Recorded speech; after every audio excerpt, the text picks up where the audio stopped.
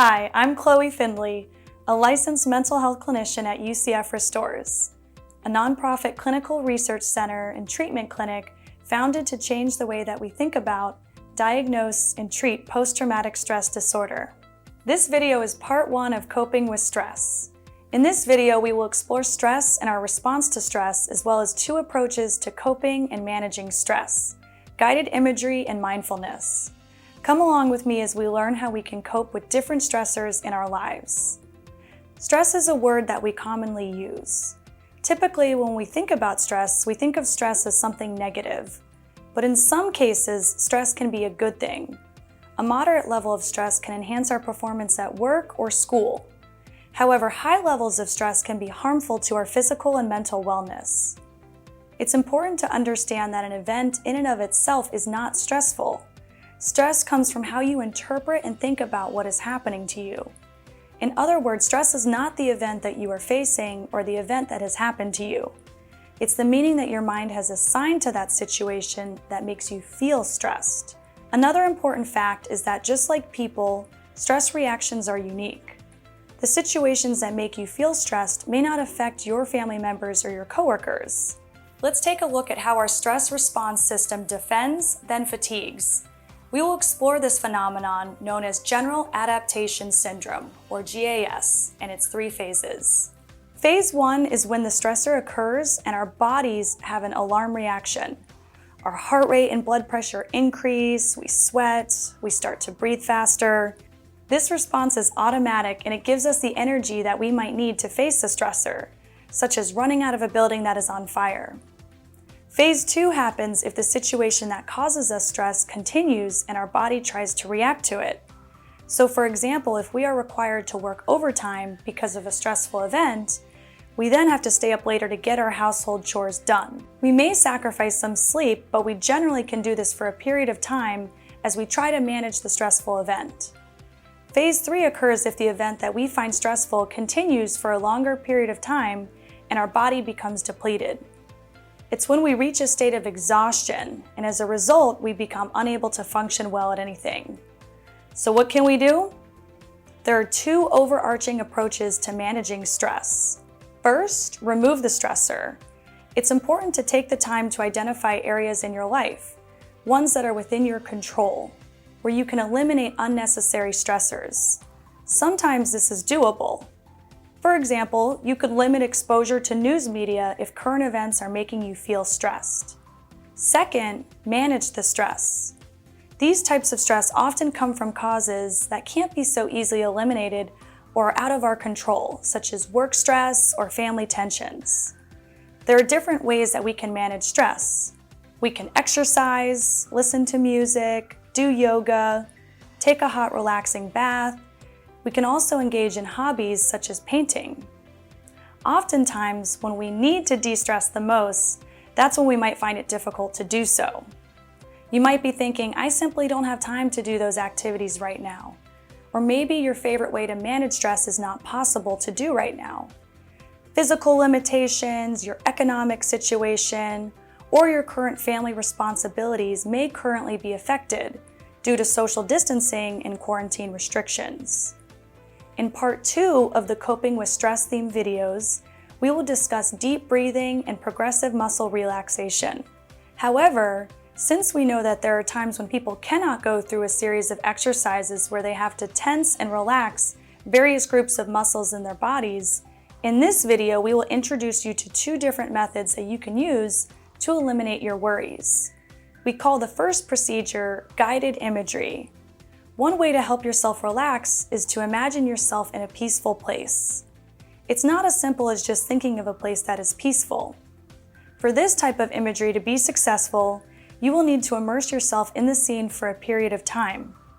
In a few moments, you will have the opportunity to practice guided imagery. You are going to be asked to imagine a beach scene using a script written by Dr. Prentice Price. Close your eyes, listen to my voice, and imagine what I described to you. Don't worry if you can't imagine all the very specific details the first time that you try it. You will get better with practice. Or you may find that you are one of those people that as much as you try, you are unable to imagine things very well. In that case, go find our video on relaxation training for coping with stress and use that one instead. Close your eyes. We will begin the relaxation now. For a few moments, allow yourself to take several nice, long, deep breaths. Notice the cool air coming in, filling your lungs, and the soothing warm air going out.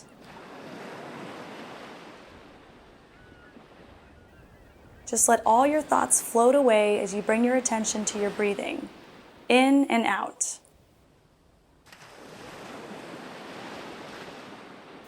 Mentally scan your body and notice if you're holding any tension in your muscles. If you are, just gently let all that tension melt away with every out-breath.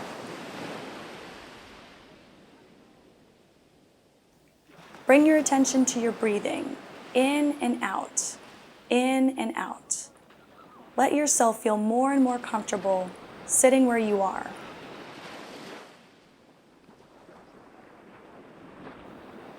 In your mind's eye, you see yourself descending down a long, narrow wooden stairway towards a beautiful, inviting beach. Your bare feet feel the rough, weathered steps, and with each step, you feel more and more tension gently melting away from your body.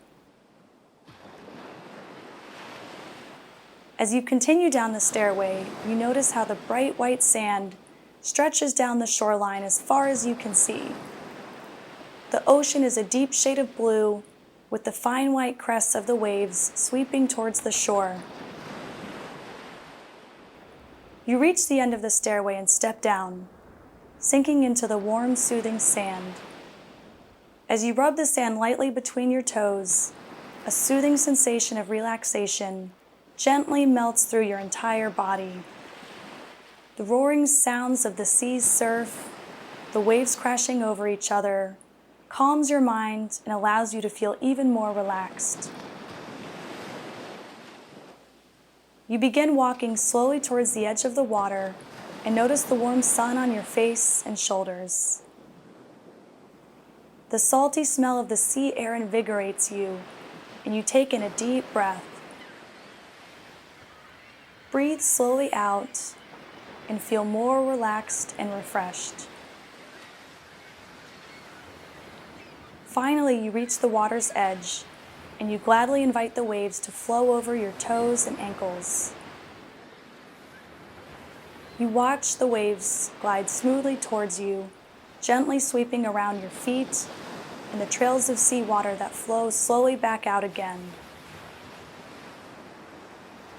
The cool water feels soft and comforting as you enjoy a few moments allowing yourself to gaze out on the far-reaching horizon. Overhead, you notice two seagulls gracefully soaring high above the ocean waters, and you can hear their soft cries becoming faint as they glide away. And all of these sights, sounds, and sensations allow you to let go and relax more and more. After a moment, you begin strolling down the beach at the water's edge. You feel a cool, gentle breeze pressing lightly against your back, and with every step you feel yourself relaxing more and more. As you walk down the beach, you notice the details of sights and sounds around you, and soothing sensations of the sun, the breeze, and the sand below your feet. As you continue your leisurely walk down the beach, you notice a colorful beach chair resting in a nice, peaceful spot where the powdery soft sand lies undisturbed. You approach this comfortable-looking beach chair. Then you sit down, lie back, and settle in. You take in a long, deep breath, breathe slowly out, and feel even more relaxed and comfortable resting in your chair. For a few moments more, let yourself enjoy the sights and sounds of this beautiful day on the beach. And when you feel ready, you can gently bring your attention back to the room. still letting yourself feel nice and comfortable sitting where you are. You can open your eyes now. If you found this scene to be relaxing, we encourage you to use it regularly. The more often you practice, the better you will become at it, to the point where you will no longer need to listen to these instructions to do it. You will be able to do it on your own. Sometimes people find that when they try to imagine a peaceful place, negative thoughts and worries keep crashing into the scene, disrupting their peaceful feeling. Or they may find that they are spending too much time trying to chase the bad thoughts away and not concentrating on the scene. If this happens to you, there's another method to promote relaxation called mindfulness. Put simply, mindfulness is a mental state where we try to focus on awareness of the present moment, while calmly acknowledging and accepting one's feelings, thoughts, and bodily sensations. By acknowledging the negative and not figuring it out, we end up coping with what we tried to avoid. Coping teaches us skills for dealing with future negativity in our lives. Let's look at an example of how mindfulness and acceptance can improve a situation that is upsetting. We will use the feeling of pain as an example. Pain in the moment becomes more distressing when we think about all the other times we have ever felt pain. We worry that it will never end.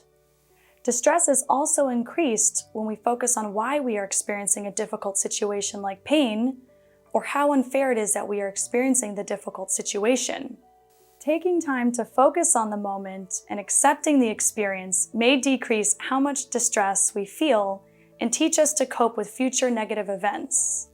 Let's try another example. Think of a rainy day. You can focus on the rain and the thought that you wish it wasn't raining. Thoughts such as my day is ruined, or why does it have to rain when I want to go outside, can lead to frustration and distress. If instead you simply accept that it's raining and then think about what you can do that day, maybe you can't do the family picnic you had planned, but maybe you can have the picnic on the floor in your living room instead. This is an example of acceptance that it's raining. So to practice mindfulness, you need to pay attention to your behavior, thoughts, and emotions using all of your senses. Let's practice an exercise to help you observe your thoughts and worries while not holding on to them. This exercise is called Leaves on a Stream from the Anxiety and Phobia Workbook. Close your eyes and let's begin. Sitting in a comfortable position, allow your shoulders to drop and relax, and plant your feet firmly on the ground. Or if you are sitting cross-legged, feel the sense of contact between your feet and the seat and the floor beneath you. Now gently close your eyes, and for the next few breaths, bring your full focus of attention to your breathing. Notice the feeling of the air flowing in through the nostrils, down into the lungs, and down into the belly as you inhale. And on the exhale, feel the release of any tension as you let the air out slowly. Now imagine that you're sitting by the side of a gently flowing stream. This might be a stream that you know, or it might be something you create in your mind using your imagination. There might be a light breeze blowing as you sit here, dappled light glistening on the water, and soft green grass beneath you. Imagine the stream however you like. It's your imagination.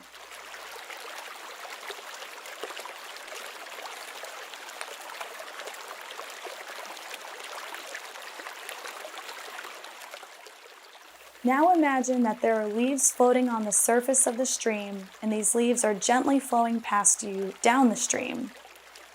For the next few minutes, see if you can take every thought that pops into your head and place it on a leaf. Now your thoughts may show up in your mind in the form of words or pictures or something else. However a thought arises, simply place it on a leaf and let it float by. Do this regardless of whether the thoughts are positive and enjoyable or negative and challenging. Simply place each on a leaf and let it float down the stream. If you notice that your thoughts stop momentarily, just continue to watch the stream. Sooner or later, your thoughts will start up again. Allow the stream to flow at its own rate. There's no need to try and speed it up. The aim here is not to wash the leaves away. The aim is to allow them to come and go in their own time, to just sit and watch.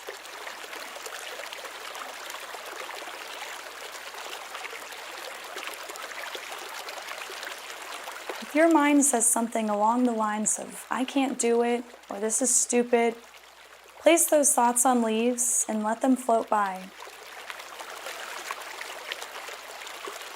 If a leaf gets stuck, let it hang around. There's no need to force it to float away. Simply sit and watch as sooner or later another leaf will come along and give it the nudge it needs. If a difficult feeling arises, such as boredom, impatience, or anxiety, simply acknowledge it. Say to yourself, "Here is a feeling of boredom. Here is a feeling of impatience. Here is a feeling of anxiety." And place those words on a leaf. Now, from time to time, your thoughts will hook you and you will lose track of the exercise. This is normal as our attention naturally wanders, and it will happen time and time again. As soon as you realize this has happened, simply come back to your stream. Continuing to place each thought that pops into your mind on a leaf and watching it slip by. Again and again, your thoughts will hook you. Remember, this is normal. As soon as you notice this has happened, simply come back to your stream. As the exercise comes to an end, begin to let go of your imagined stream and bring your attention back to where you are. Notice what you can hear, what you can feel, and when you're ready, open your eyes and notice what you can see. Hopefully you were able to relax and put those worrisome thoughts on the leaves and let them float away. In this video, we discuss GAS, General Adaptation Syndrome, and how our stress response system defends, then fatigues. Additionally, we covered 2 approaches to coping and managing stress: either remove or manage it. In circumstances where your stressors cannot be removed, we offer the 2 different approaches to help you relax: guided imagery and mindfulness. We hope this video has been helpful as you learn different approaches to coping with stress and what works best for you. Remember, just like other skills, you need to practice and have patience. When you do, you will find that you can decrease your stress and change your mood by consistently practicing relaxation. We encourage you to also view part 2 of Coping with Stress, which focuses on deep breathing and relaxation.